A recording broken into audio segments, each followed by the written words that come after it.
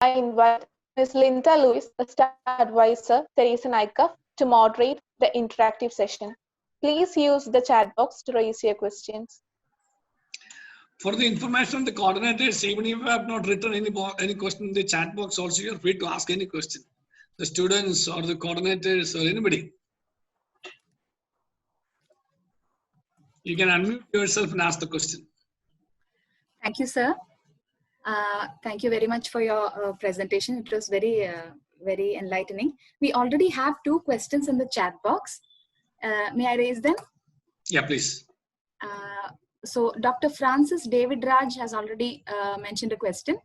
He says, respected sir, thank you for a very enriching, informative presentation. Would you kindly share with us why the general population of our nation is losing its trust and confidence in the judicial system today? Well, I'll tell you. See, independence of judiciary is also basic structure. So you must also understand what is a basic structure.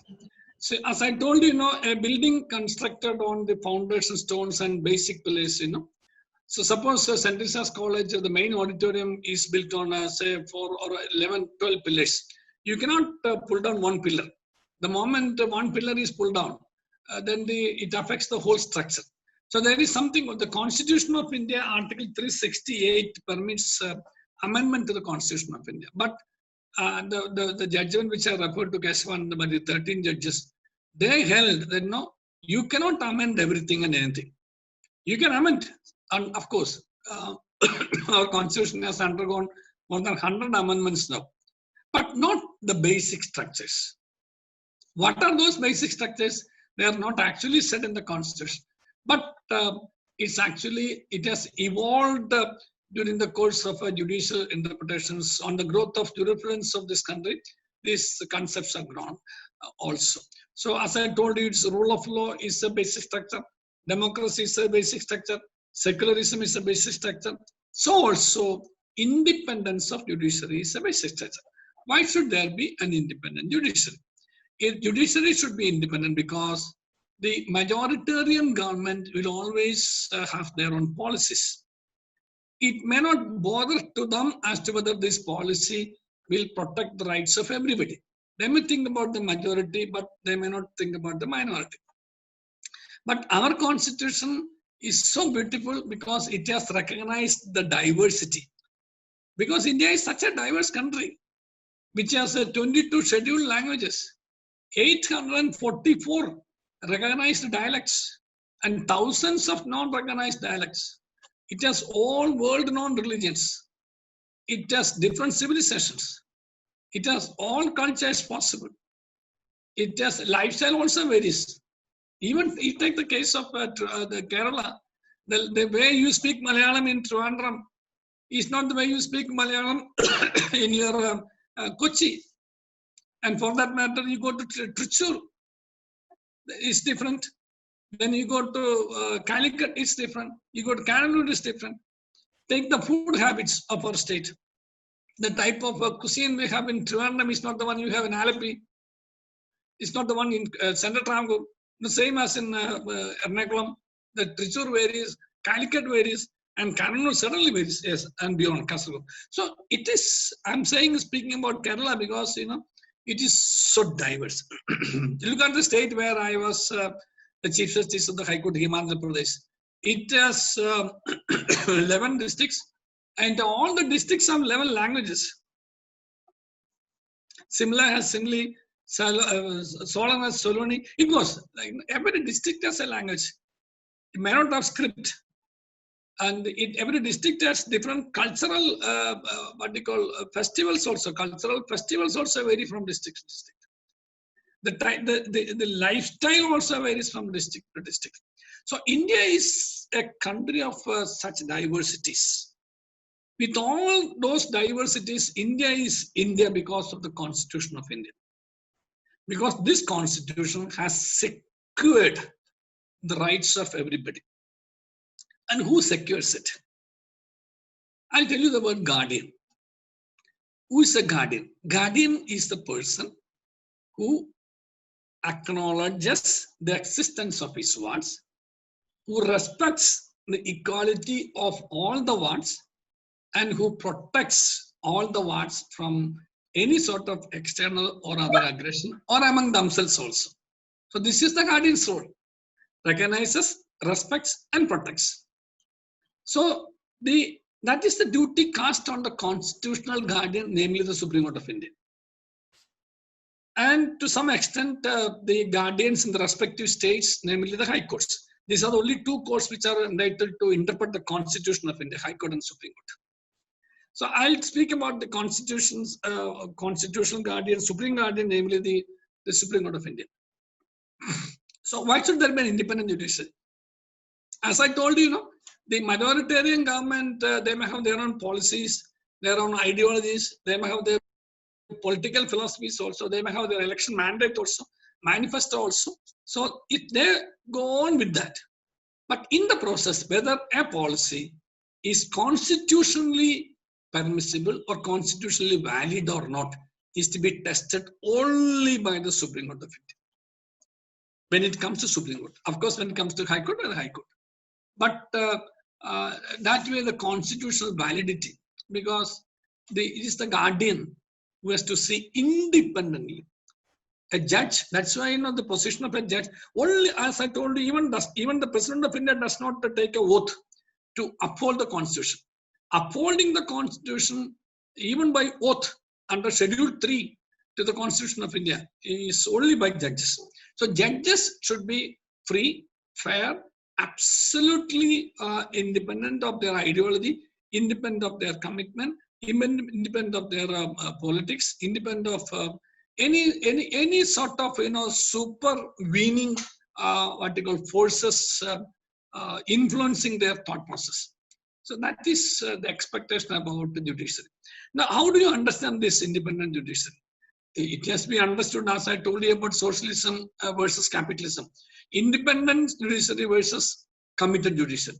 The moment you have a committed judiciary, suppose I have a feeling that I'm appointed by so-and-so Prime Minister. Suppose that policy of the Prime Minister comes before me for challenge. I will always say, this is done by the Prime Minister who appointed me. How dare I do that? So I will always, so I refrain from offending the person who appointed me because I have an obligation to the person who appointed me. I have some ideology, some philosophy, some sort of commitment to an ideology. So my ideology, suppose it comes into conflict with the constitutional philosophy. Well, for a judge, it is the constitutional philosophy or constitutional value that has to be above everything else.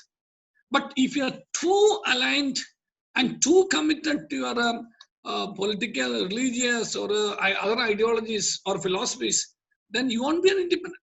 So there is a perception regarding the independence of the judiciary because of the judges. Some of the judges were not perceived to be independent. They were perceived to be acting under the influence of somebody. That's why the independence. So independence of judiciary is a core constitutional value, according to you.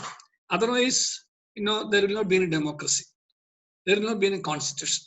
The constitution, what the constitution is, in fact, I said in a constitution judgment, what the constitution is, it is for the court to say.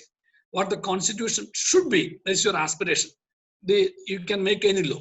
But the law that you made, whether it is constitutionally valid, is to be tested by the court. And that court should be an independent court. But the moment your independence and integrity are doubted, it's gone. The country is gone. The constitution, the democracy is gone. The constitution is gone. The country is gone. That is why even I was part of that bench also, which struck down the National Judicial Appointment Commission Act and the constitutional amendment also, where in the matter of appointment of judges, the law minister was sought to be made part of the collegium, and two public men were also sought to be people of eminence. Two eminent people were also sought to be made part of the collegium. So if somebody gets a say in your appointment, then you become obliged. You become obliged to that person. Then your independence is gone. That is why in this country, since the democracy has not matured itself to that extent, we have made it a point that primacy of the judiciary is kept in the matter of appointment also, so that at least the independence of the judiciary is kept intact. But unfortunately, there are certain perceptions on certain corners on certain issues where the independence has been doubted. That is the reason the faith of the public has been shaken. Thank you, sir. I'll mention another couple of questions which have come in the chat box. Ms. Lakshmi V asks a question.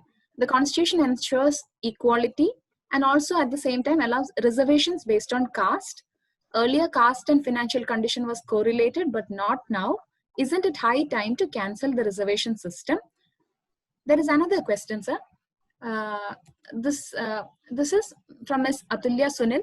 Why punishments for crimes are not made strict even after repeated cases, and there is always a loophole for criminals? Related to this, Ms. Pooja Radhakrishnan has asked another question. Nowadays, criminals are getting more protection in the name of human rights. Sir, if you could give your comments for these, we are getting more and more questions. Thank you. Stringent punishment. What is the most stringent punishment? It's capital punishment. Death. Death is a punishment. The most stringent punishment is death. There is no other punishment because there is no person available. Can you hear me? Yes, sir. Yes, sir. Yeah. So the most stringent punishment was awarded to these 4 people. You know, on the day this punishment was awarded also, on the next day in Delhi, same Delhi, more heinous crimes took place. Even after this capital punishment execution, close to our lockdown, during lockdown, such incidents have occurred. One alone was reported from Jharkhand. A poor girl who was waiting for a public transport during the lockdown was alone. She was harassed, gang rape, but somehow the media suppressed it. It came initially, but it was suppressed. Doesn't matter. I'm saying, so it is not the stringency of the punishment that is important, but the mindset of the people, the society, that is important.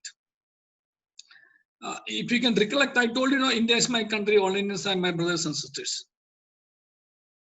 Am I able to see this poor lady walking alone at midnight?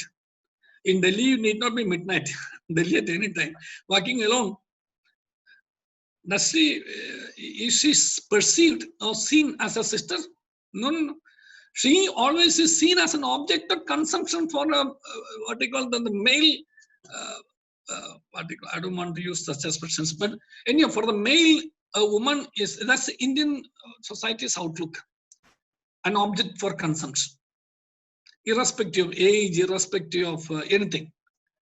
Woman is an object of consumption. One reason, according to me, is the media also. Pardon me for using this. You see the type of advertisements. You are always, since I'm addressing a women's college, you're always projected as objects of consumption. Even for the advertisement of the undergarments of men, they use the advertisement media uses your photos only for anything. What is so special about the way you are projected as, so provocatively projected as objects of consumption? This mindset will not change. I remember having addressed, participated in AICUF program in the whole participants went across the whole streets of Ernakulam and tore away all those cinema advertisements projecting women's half-nude pictures, etc. I still have this fresh memory with me. Well, we tore away where women should not be portrayed or pictured as objects of consumption. They should have, so they should be respected equally as men, irrespective of gender. All are entitled to equal respect and protection from the society also. So that's why the society's mindset towards people should change. Whether it is men or women or a transgender, they are persons entitled to equal dignity, equal protection, equal respect, and equal treatment. This should be the attitudinal change. So this no punishment can bring about this change. Mind you, I'm against death penalty is a different issue. But even after imposing so many death penalties also, this mindset has not changed. I challenge you to walk alone in the wee hours in a street, in any part of the country, even Kerala. If you're a lady, you won't be able to, because you will be consumed. There are such vultures, and they have been made vultures by the society. So it is the society that is responsible for making these men as vultures for consumption, for consuming these women who are not dead bodies but living persons. So that mindset should change. So it's not because of the stringence. Your second ancillary part, why do criminals escape? See, we have a system of criminal trial. Merely because the media has found you and held you guilty, you can't be found guilty. You have to be in a court, because this is a court of law. It's not a court of media. This is a court of law where a person who has committed an act has to be found guilty of an offense he has committed. You have committed an act, but whether an act is an offense under a penal law is to be established before a court of law, and on that basis only you can be punished. Even if I have a first-hand information about the commission of a crime, when that person is tried before me, unless the prosecution, the police, the prosecutor produces evidence and establishes before the court that the act committed by this person is an offense under such and such a provision, and he is to be punished, he is to be found guilty and punished, convicted and sentenced to such and such an punishment, he cannot be punished. So we have a criminal procedure. Why we have a strict punishment? As otherwise, strict procedure. As otherwise, you will see what you saw in Gujarat encounter, instant justice. That is not contemplated. That is not permitted under the Indian Constitution, because we are governed by rule of law. Even the worst of criminal is entitled to have a fair trial. And the society should know why he is punished also. The moment you have executed a punishment by instant punishment of finishing him, he was denied a right to defense, number one. The society was also denied a right to know why he was guilty. These two things were denied. Therefore, a procedure is very important. But the procedure now having so many political interference in the matter of investigation is actually a great tragedy for the Indian system. The prosecution's independence and integrity is not perceived to be absolutely free and fair and holy. So the purity of the system is what is required to be made clean or made perfect, not clean, perfect. That is where we have failed. That's the reason why criminals escape, because the prosecution, the police, they are not actually bringing the right evidence in the right way so as to help the court to find him guilty and punish him. What was the first question? Now that I have finished this question. Sir, the first question was about reservations. Oh, right. I'll tell you. Yeah. I'll tell you. So what is a reservation? See, an average height of an Indian in your class, suppose to take the class, your class in average height is say 5.5 feet. 5.5 feet. But there is a dwarf in your class, who is not able to see. When all of you are, the teacher says stand up. And this young child stands up, he is only 2 feet. He is not able to see the others, and the others are also not able to see. So what do we do? So we make him to stand on the bench so that he becomes equal to you. So there is a class of people. There are certain classes of people who are not able to come to that level on account of their social and economic and cultural backwardness.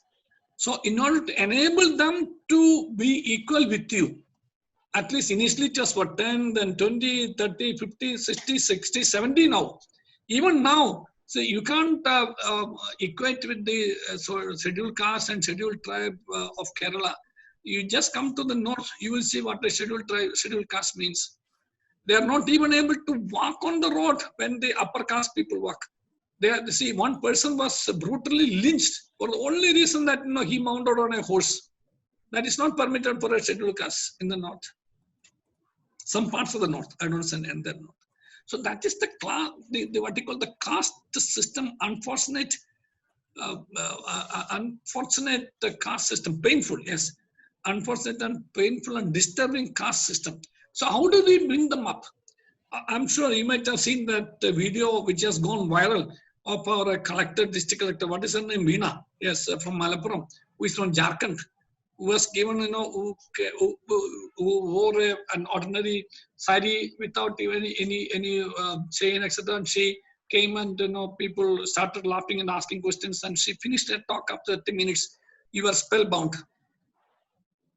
So I have seen India. That's why I'm saying you. You don't know the plight of scheduled caste, scheduled tribe.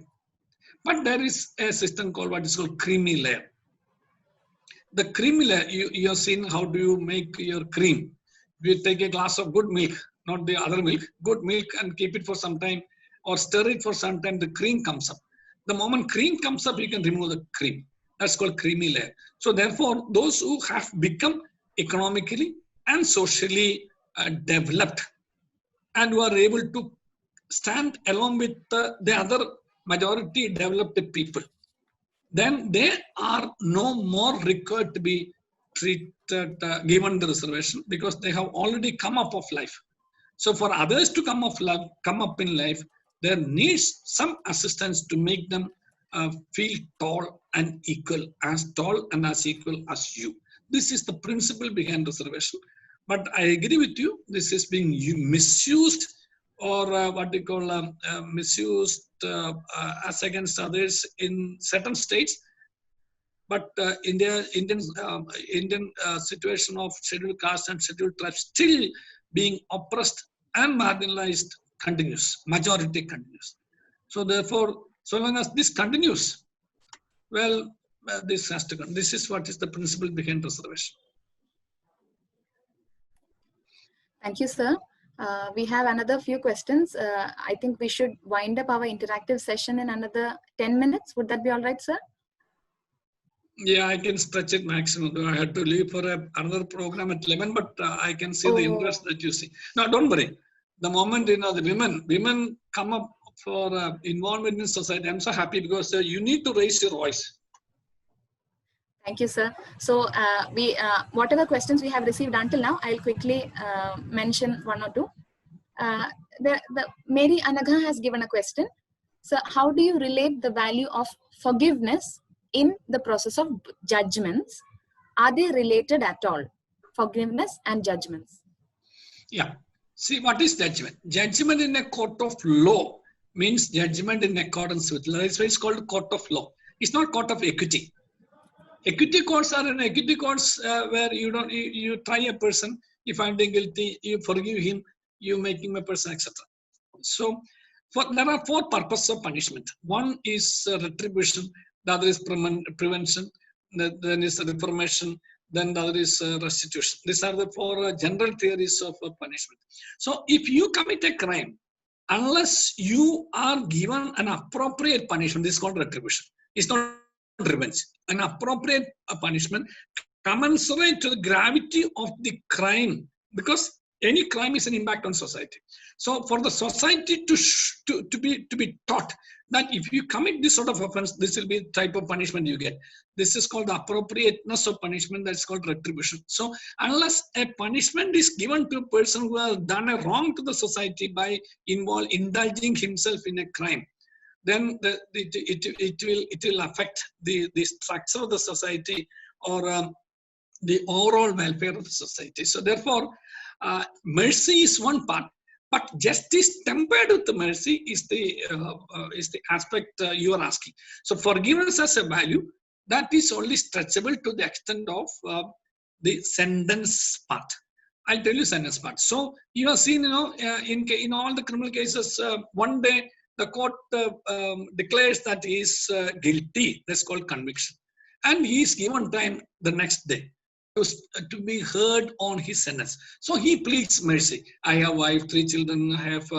I belong to this situation, that situation. My health is bad. So show me some mercy. Reduce the punishment. That is where the court has some discretion in awarding, in mitigating, taking into consideration the mitigating circumstances, reduce the punishment to the extent permissible by law. So this is what is called in criminal law, this is forgiveness. But in the general law, there is something called constitutional compassion, which I said in my speech on the last day of my service. I said constitutional compassion is not the charity of a judge, but is the obligation of the of judiciary. Constitutional compassion, that constitutional compassion is a compassion. What's the meaning of compassion? Compassion means love with understanding. Compassion towards the poor, the marginalized, the victim. So that's called constitutional compassion. So forgiveness has some value in the sense, in the matter of punishment, number one. Number two, making the person realize. That's why we write a beautiful judgment. I said beautiful because the reasons for the judgment. Reasons so that the person who reads the judgment must know why I am punished, why I am found guilty.